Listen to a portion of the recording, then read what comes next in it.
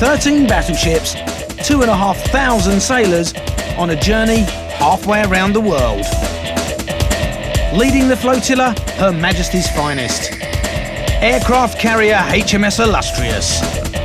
Her mission, to show off Britain's military power in the Middle East. And to train the naval strike wing to reach their full fighting potential.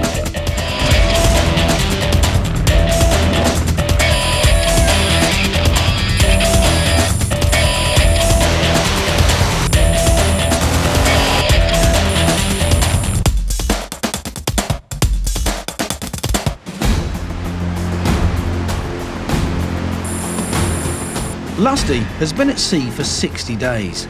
The temperature in the Indian Ocean has reached 40 degrees. But that doesn't stop the Harrier squadron, who've got to prime themselves for their next tour of Afghanistan. Lieutenant Commander Toby Everett has been flying helicopters and Harriers in war zones for the last 16 years, and he's going to be training up the pilots. The whole point about flying these jets is that you can pretty much fight the aircraft and don't have to take your hands off the stick or the throttle. We have two televisions which give us engine data, navigation data and weapon data. This is my head-up display, and here information is projected onto a glass screen so that I can see through it and get speed, attitude and also some aiming information for weaponeering. But actually it's very simple. It's a great big engine. We've got some accelerator and some nozzle levers and a stick to move it around. To be ready for war, the pilots have to be able to take off and land from an aircraft carrier day or night.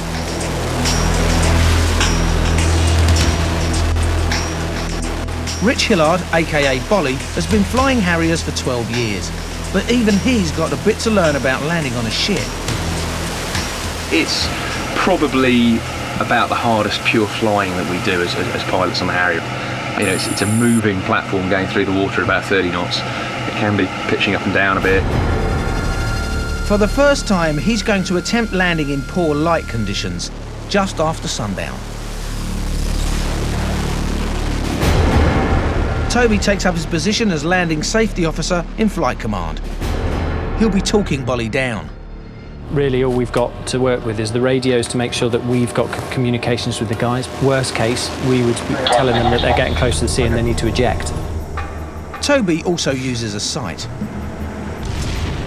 This has a series of parallel lines with a middle marker indicating the centre line of the ship.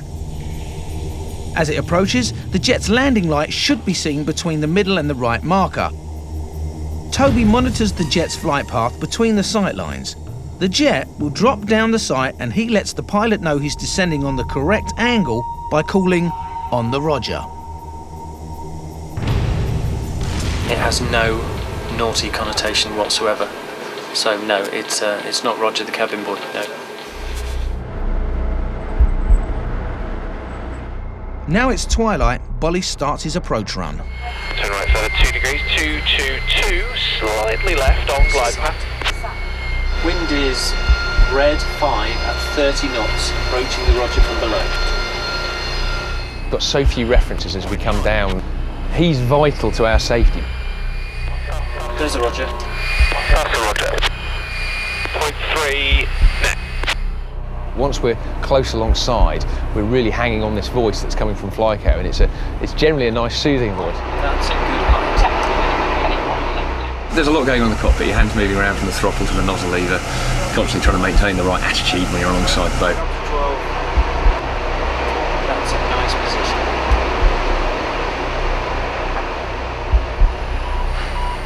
Lifting right.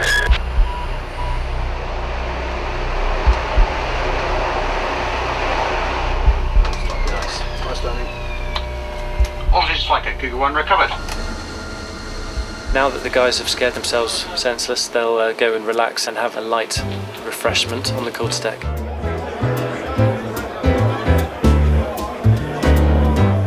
By that, he means they're hosting a cocktail party.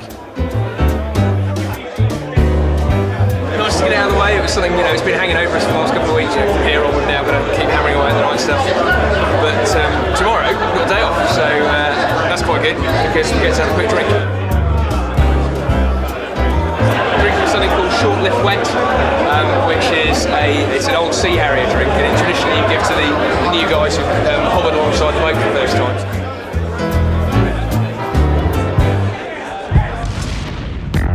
Nine deck is where you find the marine engineers. These are the fellas that keep Lusty running. On the ship, they're known as stokers. It comes from the time when sailors were needed to stoke the coal furnaces of the boilers that powered the engine. Now the ship runs on diesel, but there's plenty to keep the stokers busy. Second in charge of this male-dominated world is Lieutenant Commander Helen Ashworth. Mr. Richmond, into the computer room, please find out if the WEs have got everything that they need. I don't think that your gender has any effect whatsoever on the way you do your job. I'm not treated any different than the lads. Someone else who fancies life as a marine engineer is 19-year-old steward Rachel. Thank you very much, thank you. And it's not just because her new boyfriend's a stoker. Ever since I was dead little, I was breaking things just so I could fix it again. And most girls were playing with Barbie dolls and I was fixing a toaster. So Rachel's come to see Helen about doing some work experience. Okay, Marine Engineering Guide. Okay, keep that in your big pocket at all times. That tells you all of the different systems that you're going to be working with. Make the most of this week because this will be the week that decides for you whether you really do want to go for the branch transfer. You will either love it or you will hate it.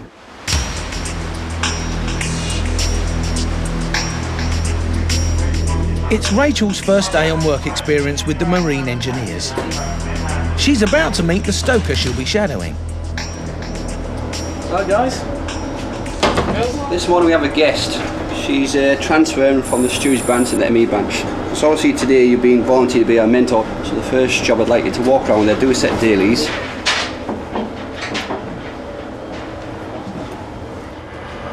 Top of the list, fixing a leaking shower in the girls' bathroom. First of all, to stop the leaks, you have to shut the isolations off in the showers. So, if I go shut them, stop down here, just watch that water stop. Rachel tries the oldest trick in the book. Whiskey, did you try turning the shower off? I tell you what, bloody hell, you make a good stoker, Rach. Even we forget things at time.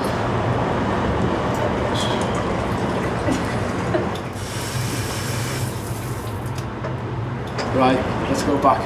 I've just done my first job and it's really good and I've hurt whiskey's male pride in the process, but I've just fixed some of it, so I feel really good about myself at the moment. And now the girls can take a shower without a leak. Down on 9 deck, there's a dirtier job for the stokers to get stuck into. It's going to need all their brain and brawn. Because they've got to change one of the 4 Rolls-Royce Olympus engines. Luckily, they keep a spare one on board. Usually it's a planned change of an engine, so you wait until you get to Portsmouth, but because this one's broken and we're on deployment, we needed to change it as quickly as possible. Lusty drops anchor in the Indian Ocean.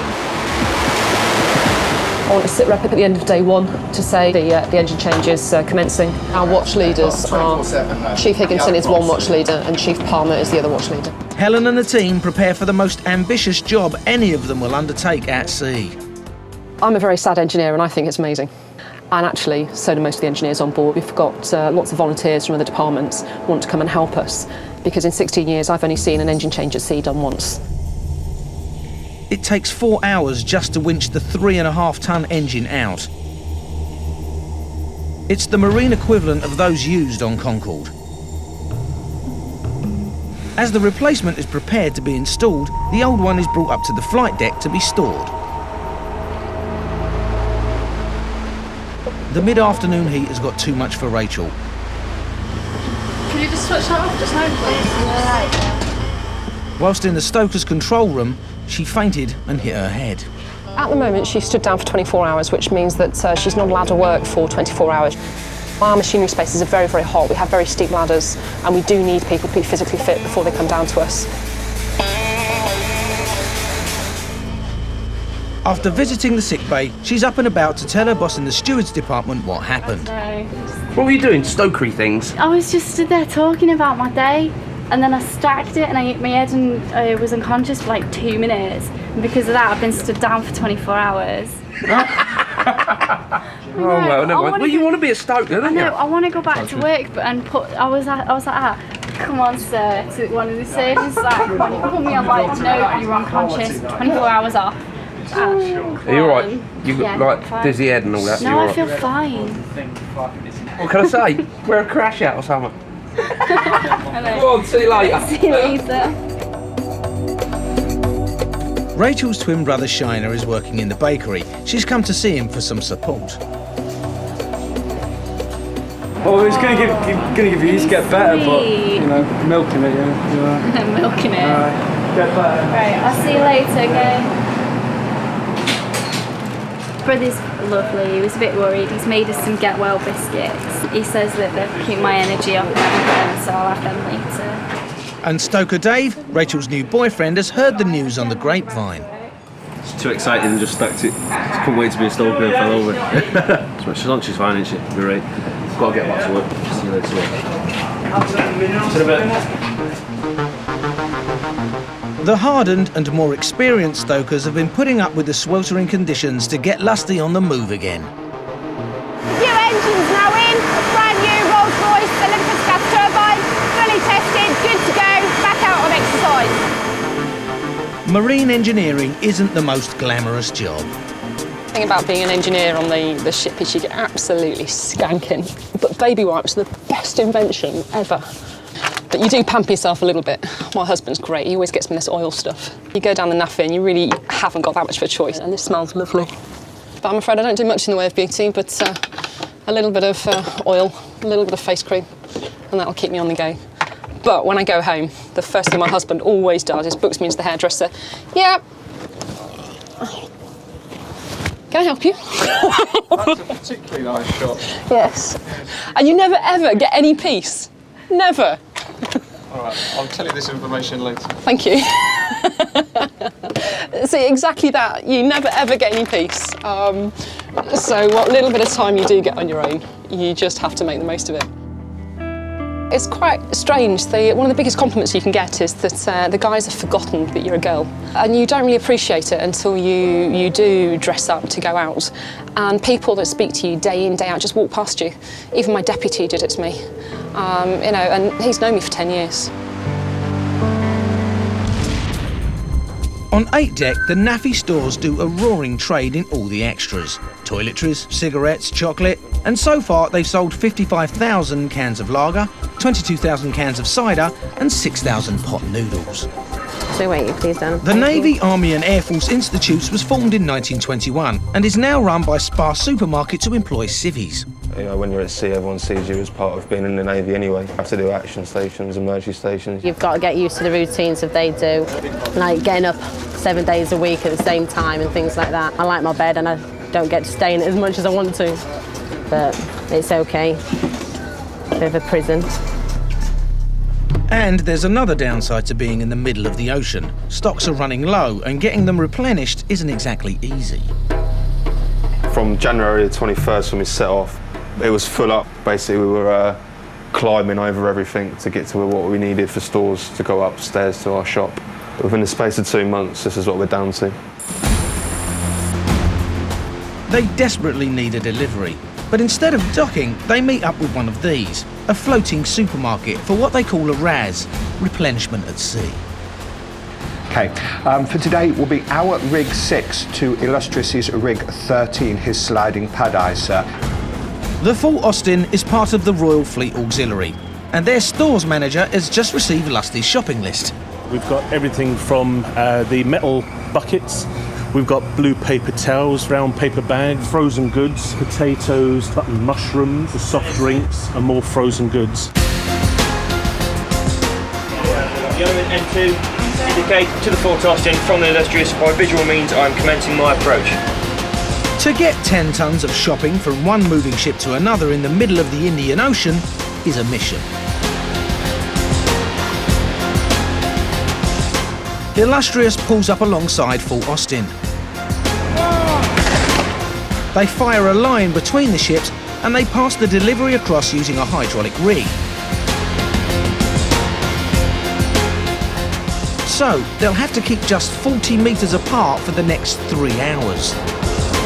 In charge of today's operation is Lusty's Deputy Head of Logistics.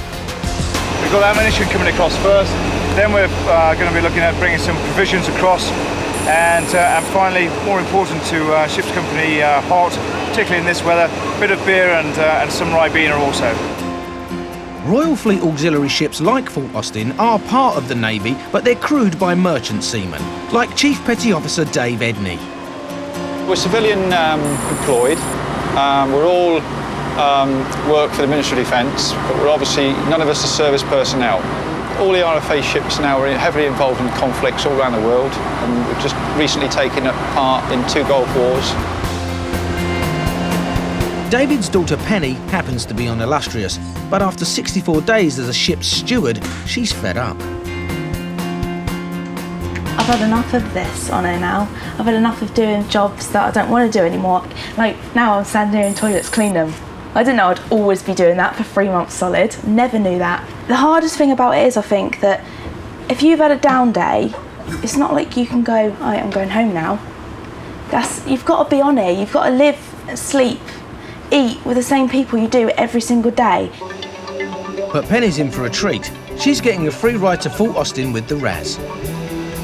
Yeah, really excited. I'm really happy. I never thought I'd ever do it.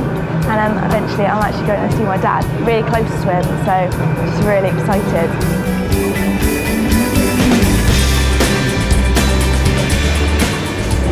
It's really scary at the moment. I feel like I'm going to fall over the back of this boat. It is quite fun though. Oh, it's great to see her. You know, I mean, it's been a little while now since I've seen her. It's the first time, obviously, in my career in the RFA that I've seen her on board, actually, with her deployed on another ship.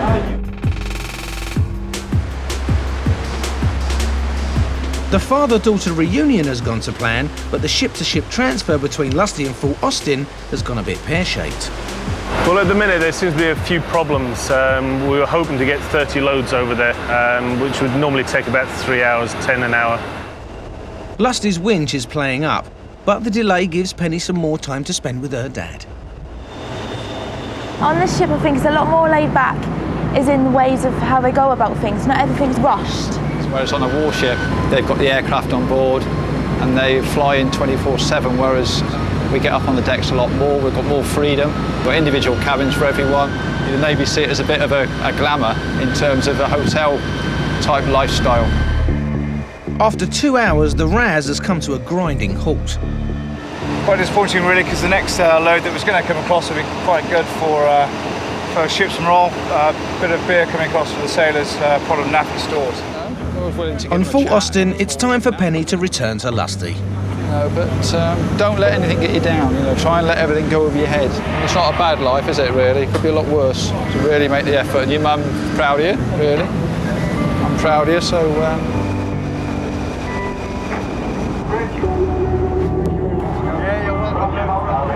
Bye. Bye. Miss you already.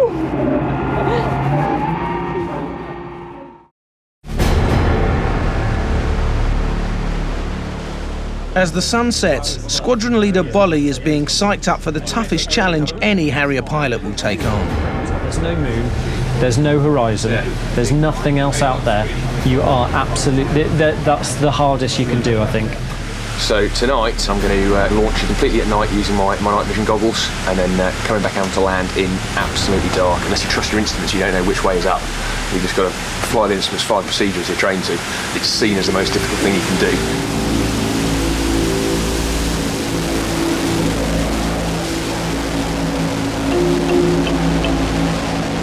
He's just taken off. It'll take him about 5 or 10 minutes to calm down because, of course, he's launched off into absolute pitch blackness. He's got his goggles on, but when he lifts them up, he'll see there is absolutely nothing out there.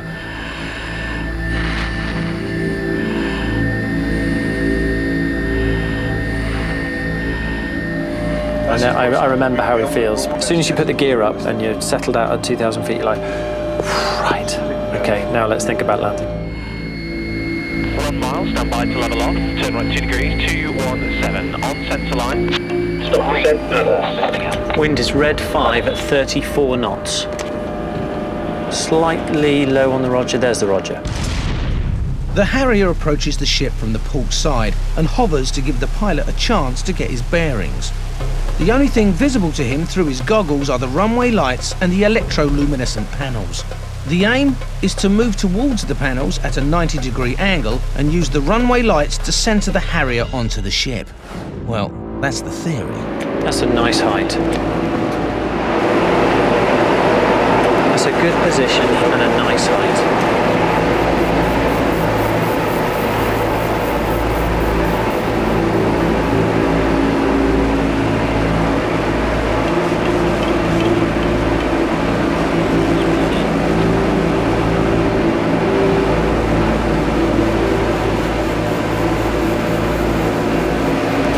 Further right. That's a nice position.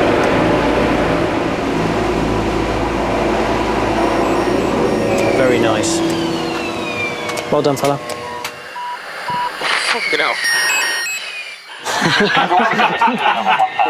Three, please. Nothing. You didn't say anything there. You were saying it's nice to be on the deck. It was nice to be back. Well done. Well, guys. Opposition's flying code. Material covered, fixed string recovery is complete. Quite a lot of drift on off the superstructure, so coming down I had a lot of corrections to do, so have a look at the tape, but it wasn't my tidiest effort ever. Still got a little bit of a heartbeat going, but I'm down and back in here, so that's good. Oh, there he is. Well done, Bolly. Well done, Bolly. Nice work, mate. You do deserve it, mate. That was great.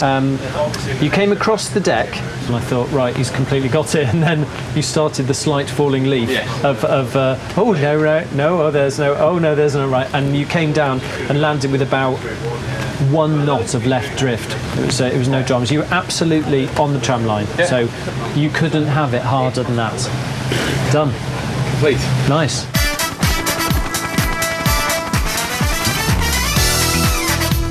The jets are getting scrubbed up. The 40-strong Harrier support crew are hard at it. And it's making for a very good spectator sport. About time you boys had a shower. Well done, boys. Even the pilots are getting stuck in.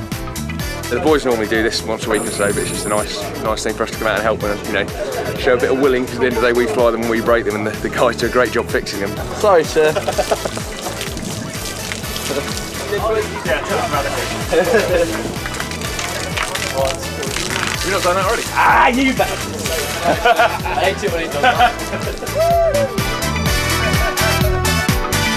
The boys are led by senior maintenance man Cheney.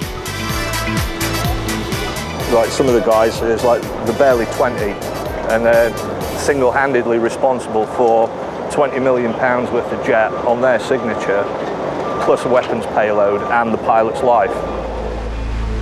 The Harrier and helicopter squadrons are called WAFUs, which some say is short for weapons and fuel users, but the ship's company has their own interpretation.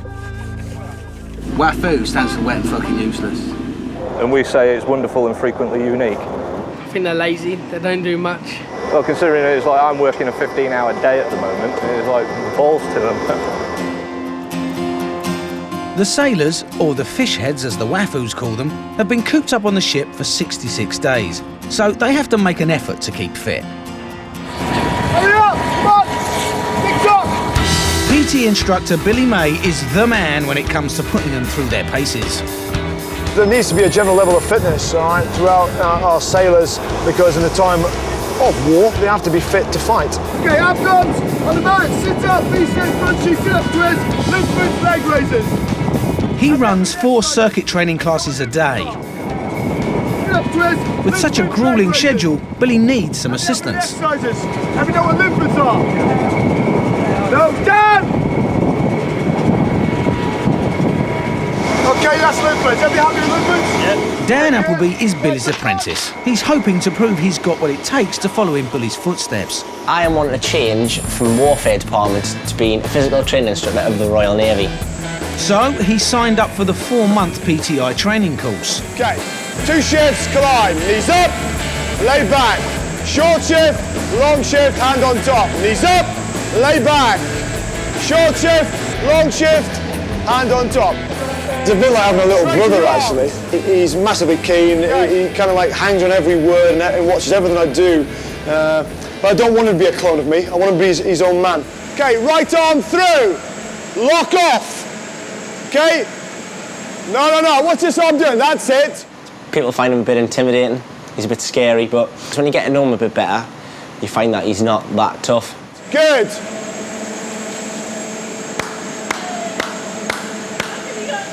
Okay, all right, better? You had no choice up there with your arms down here like this. All right, enjoy it. I've got a few more burns this week, and the stinging. It's not fun. It's not just Dan's body that needs to be trained up. Right, so just in your own time, right, okay, pretend there's swimming 10,000 people behind me, and you're taking them for daily exercises. Class, do a mark, time! Class!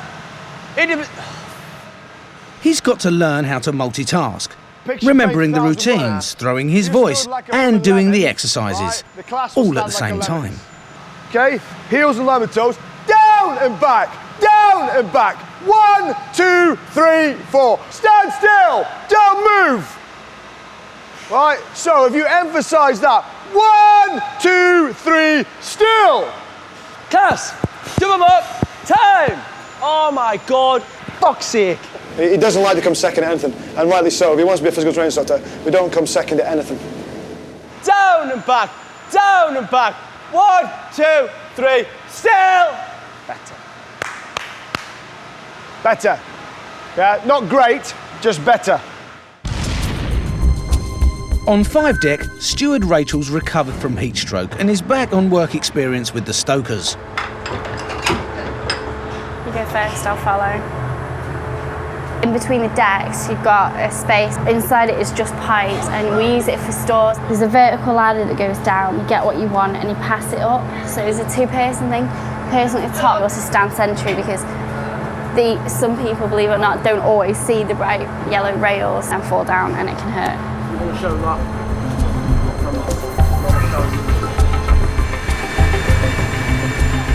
Her week's trial is coming to an end, and senior marine engineer Helen Ashworth has been keeping an eye on Rachel's progress. She's enthusiastic, and that's the main thing. Every time I saw her around the spaces, she was grinning from ear to ear. Hello, Logs, right, come in. Grab yourself a seat. Cheers. So, end of the week in the ME department, how did it go? Oh, I loved it. I loved all of it. Definitely going for a branch change? Yeah, 100%. I was thinking as well, after I've been a stoker for a couple of years, maybe go an officer as well. Okay. The world's your oyster. There's no reason why you shouldn't be a chief petty officer in very short order. Excellent. All right, thank you, Mum. All right, see you later. Ta-da.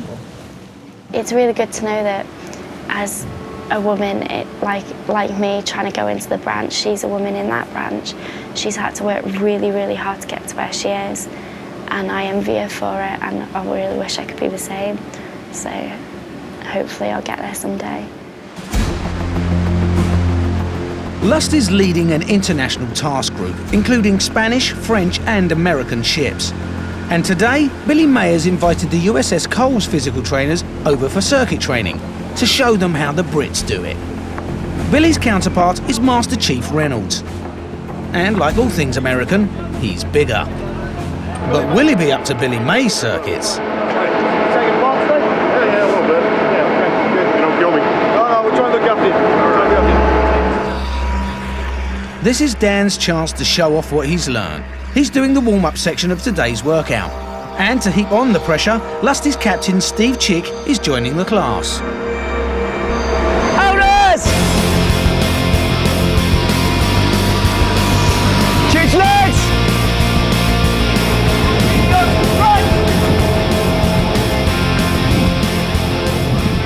I bark when orders at people that are up the chain, let's say. Due to the fact that I'm sort of like pretty much near the bottom, there was a little bit of sense of satisfaction in there for me. So steady it down and walk. Take your left arm across the body, right arm around the front. Stretch out the deltoids. Yeah, the big dipper's over there. So, a bit weird for the skipper to be there 2 days in a row. He's always got plenty of time on his hands, but must have too much time in the day. With the class warmed up, it's Billy May's turn to notch it up a gear. Good. Well done, boss. That's good. Good. Fair pace. Down back, forward, stand up straight. Apologies. Am I fitting the chief? Come on, Dan! Up and down! Bring your teeth! Come on, son! Come on, all the way! And relax! I give him a run for his money, like. I think he would say, not a chance. Okay, stand by, last time through! Bill is determined to see how far he can push Dan. Okay, stand by! Go! Press up, incline! I'm dying. Come on, Dan, get on the bench! Hand step ups even! Good lad, Dan, keep working on. Come on, Dan, don't give in! She's in two, you're every one! Come on, don't be last, Dan! Come on, son, come on, there! Change! Last exercise, we move on, leg raises! Perfect! I've never stopped all day. Come on, Dan! The crew of the USS Cole also get a taste of Billy's unique motivational skills. I want to hear you! What am I? What am I? You can call me if you want, ma'am. You can call me if you want. Go on, you can call me, feel free. Go on, call me. Yeah. Oh, look at that, look at his face here, look at his face. Yeah, and again. Oh, you're horrible. No one's spared, not even the captain. Have I been gentle on you? No. It's good, keep it going, work hard. Good, keep it going, work hard. Last 5, 4, 3, 2, 1, and relax. Stand up, water. So, what have the Yanks got to say for themselves? Well, it's about the same as ours. They're different, but the intensity is about the same both ways. It's a good workout. It was a killer. Saturday, day of rest. There's no days of rest for PEIs. 24/7, 365. For now, it's back to the day job in the ops room for Dan.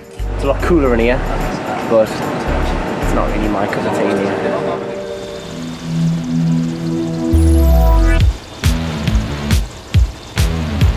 Illustrious is home to 6 Merlin helicopters designed for anti-submarine warfare.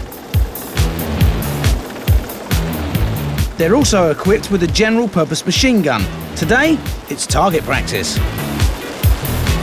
Steve Hayton is a senior observer. He joined 814 Squadron aboard Lusty 2 weeks ago. All the rest of the guys have all been qualified and they've all gone through the training, so it's just really me catching up. The last time I shot was probably about 3 years ago. On the quarterdeck, it's the buffer's job to set the target up off the back of the ship. It's like a surfboard, it goes through the water, and as it's dragged through the water, it puts a plume of water up into the air, and we can then shoot at it.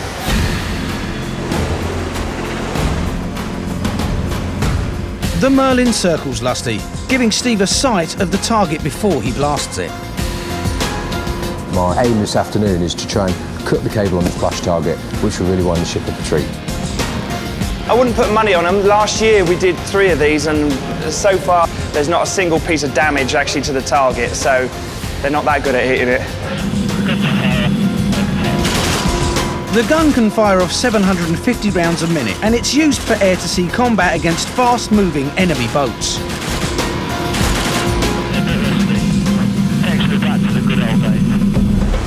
The Merlin heads back to the ship with the splash target still attached. But did Steve manage to hit it?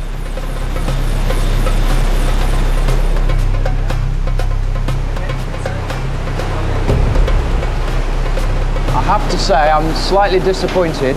I was expecting at least one bullet, but no. That's sad, really. Life on the ship is a bit like boarding school. There are uniforms, rules and strict codes of conduct. Guard! Slow! Arms! 2, 3! 2, 3! Sometimes, you just need to break free.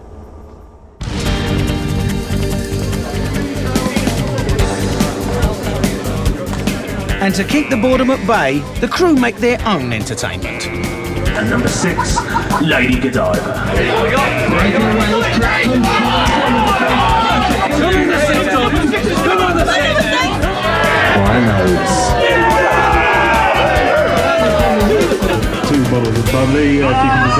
British.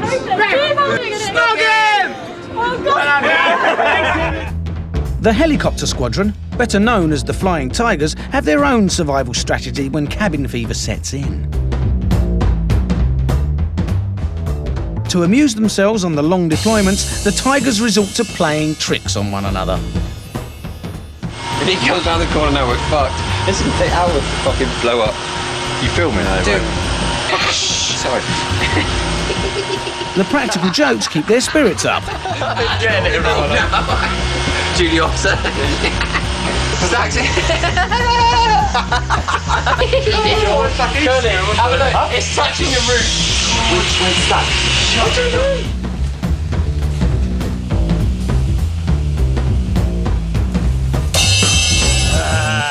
You little shitbags. Anything to stop themselves from thinking too much about home.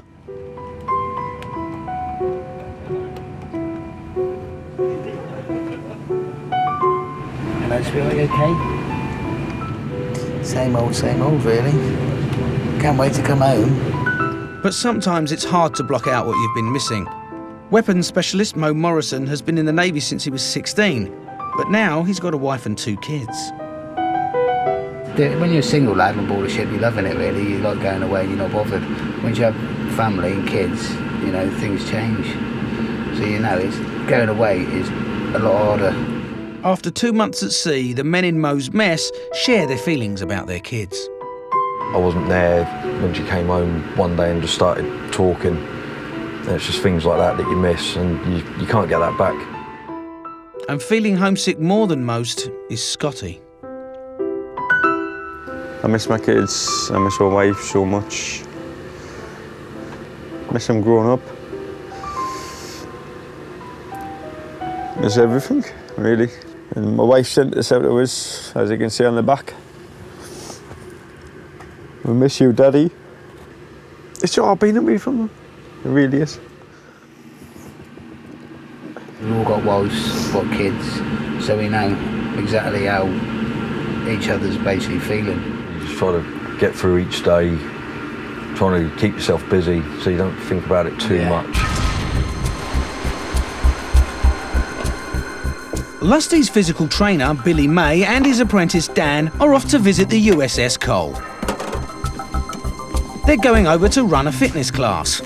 It'll be good for Dan because it takes him out of his comfort zone. Different group of people who are not used to him. Right, so you'll have to motivate them in a different way, whereas the American sailors won't know him, so you'll have to work hard at that. The Cole's crew take their fitness seriously. First stop, the weights room. Billy's American counterpart, Master Chief Reynolds, shows the Brits what he's made of. 100% beefcake. The size of them, like, massive, he's a unit. I'll go on to 100 pounds, right, either dumbbell, it's 200 pounds, that's how much I weigh. I think they're a little bit too heavy for me. Good strength. But then again, I don't think he can run like me.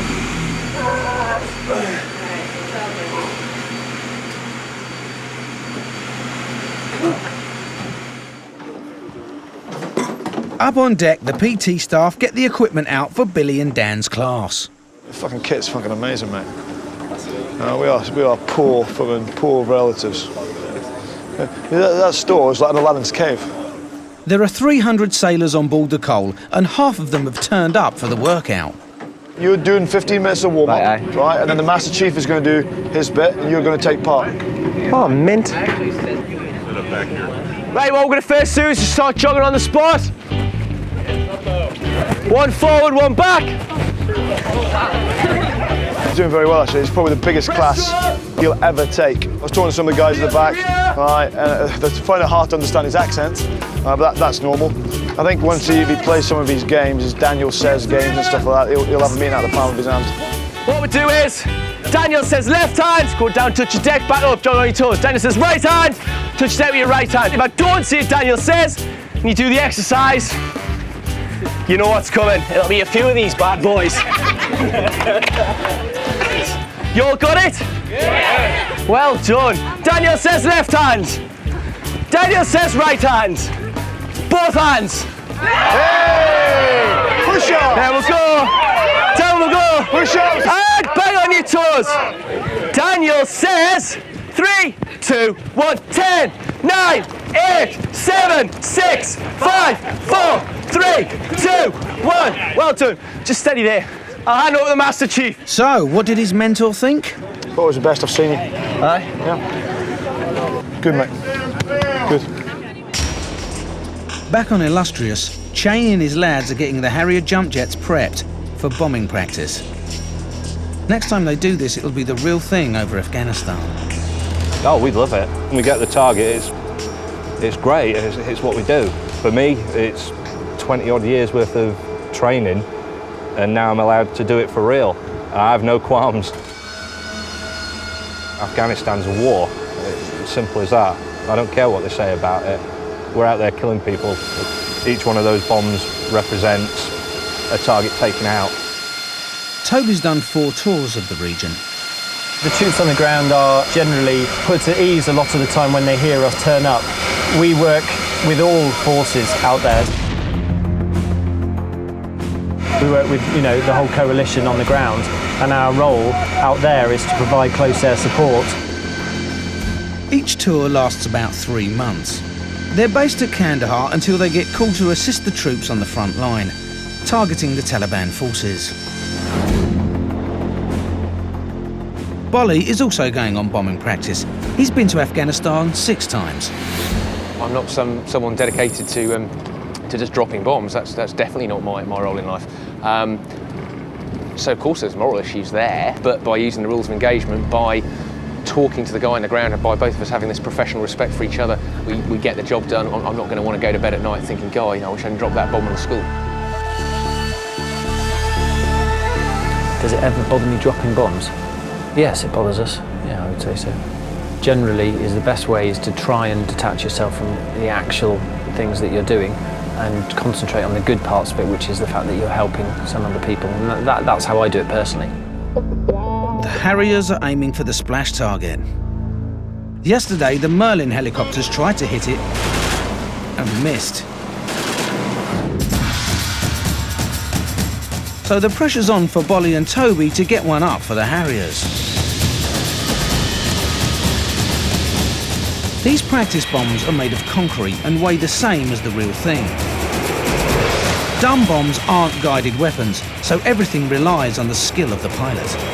It's almost like World War II. You've got a bomb sight, you put the bomb sight over the target, press the release button and the bomb will come off. Bolly and Toby are practicing low-level attack. The bomb deploys a parachute to slow it down. In a real situation, this gives the jet time to escape the blast.